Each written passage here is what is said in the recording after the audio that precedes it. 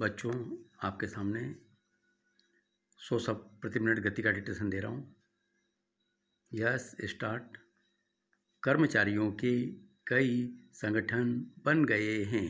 ऐसी स्थिति में एक संगठन से हुआ समझौता अन्य संगठनों को मान्य होगा या नहीं होगा, यह कहना भी मुश्किल है। कर्मचारियों की मांगें वाजिब हो सकती हैं, लेकिन उन पर सारे देश की अर्थव्यवस्था और सरकार की माली हालत की पृष्ठभूमि में ही विचार करना होगा।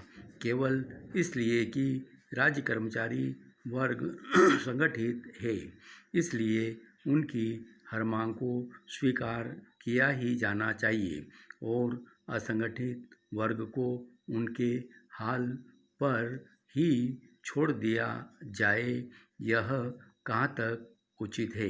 केंद्रीय और राज्य सरकारों के कर्मचारियों के बीच वेतन की असमानता भी विवाद का विषय वर्षों से बना हुआ है, लेकिन इसका कोई समाधान क्यों नहीं निकाला जाता। कर्मचारियों की वेतनमानों की अत्यधिक श्रेणियां होने से केंद्र और राज्य कर्मचारियों के वेतनमानों में एकरूपता लाना ही एक जटिल समस्या बन गई है।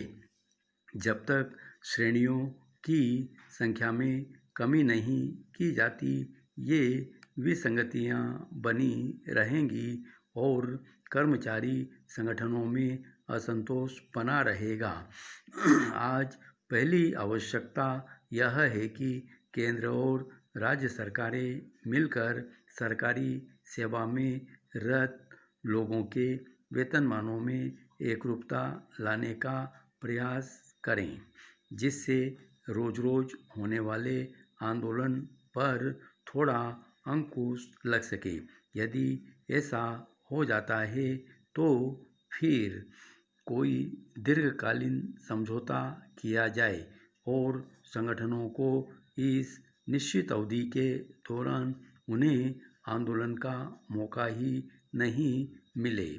पेरा, सरकारी कर्मचारियों में अनुशासन बहुत जरूरी है और यदि जब चाहे काम बंद करने का अधिकार उन्हें मिल जाता है तो अनुशासन में गिरावट आएगी और अंततः सरकार और जनता को उसका नुकसान भुगतना पड़ेगा।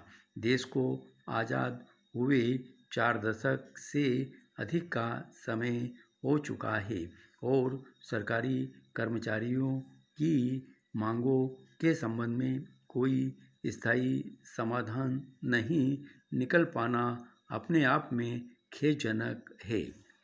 जहाँ तक कर्मचारियों की मांगों का ताल्लुक है, उनमें कुछ को स्वीकार कर लिया गया है।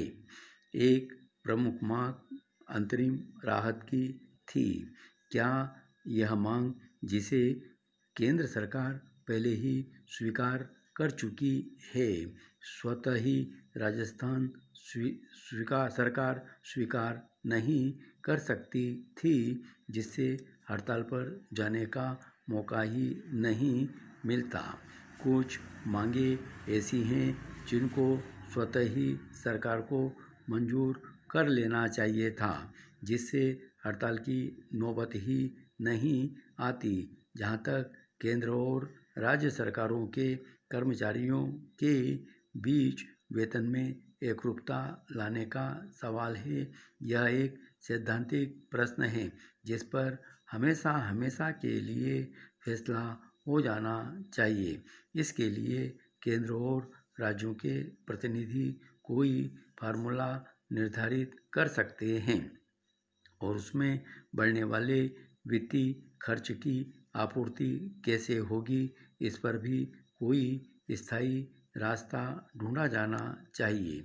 जब सरकार किसी मांग को स्वीकार करती है तो उससे होने वाले अतिरिक्त व्यय भार को कैसे उठाया जाएगा, इसका भी निर्णय साथ के साथ होना चाहिए। एक और जटिल प्रश्न विशेष भत्ते का है।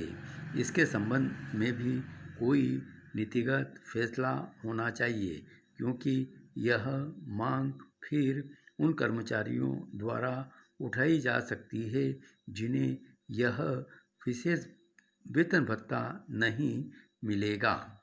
कुछ मांगों पर विचार के लिए कमेटी बनाई जाएगी, लेकिन कमेटी की रिपोर्ट आने तक विवाद और असंतोष बना ही रहेगा। धन्यवाद।